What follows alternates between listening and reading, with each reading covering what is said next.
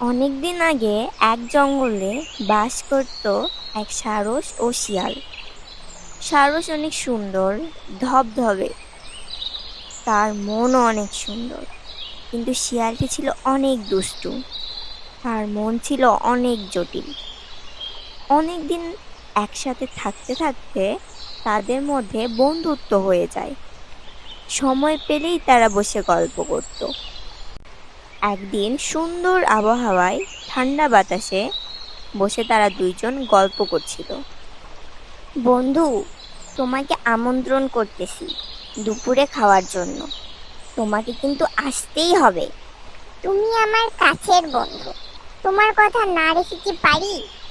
পরের দিন আমন্ত্রণ রক্ষার্থে শিয়ালের বাড়িতে গেল সারস। আমি তোমার জন্যই অপেক্ষা করছিলাম, এসো তাড়াতাড়ি, তা না হলে খাবার ঠান্ডা হয়ে যাবে যে। সারস দেখলো সামনে দুটি থালা ভর্তি পায়েস রাখা ছিল এবং তা থেকে অনেক সুন্দর সুবাস বের হচ্ছিল।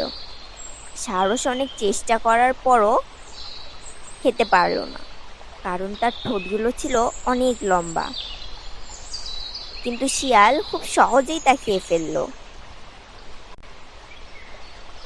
তুমি পেট ভরে খেয়েছো তো বন্ধু? খাবারটি খুব সুস্বাদু ছিল, তুমি আমাকে পেট ভরে খাওয়ালে, ধন্যবাদ বন্ধু। এরপর সারসও একদিন শিয়ালকে তার বাসায় খাওয়ার জন্য আমন্ত্রণ জানালো। তুমি আমাকে আমন্ত্রণ করে খাইয়েছো, আজ আমার ইচ্ছা আমিও তোমাকে পেট ভরে খাওয়াবো।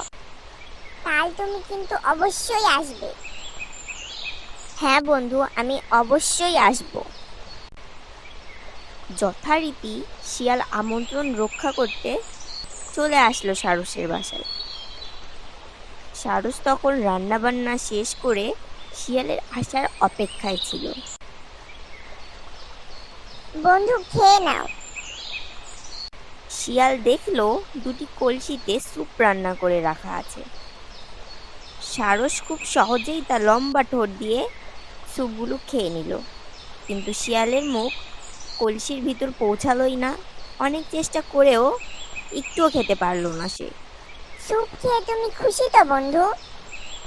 তুমি কি আমাকে অপমান করার জন্য এমন করছো? তোমার কাছ থেকেই তো এসব শিখেছি বন্ধু, কিছু মনে করো না। তুমি আমাকে আমন্ত্রণ করে যে ব্যবহার করেছো, আমিও ঠিক তাই করেছি।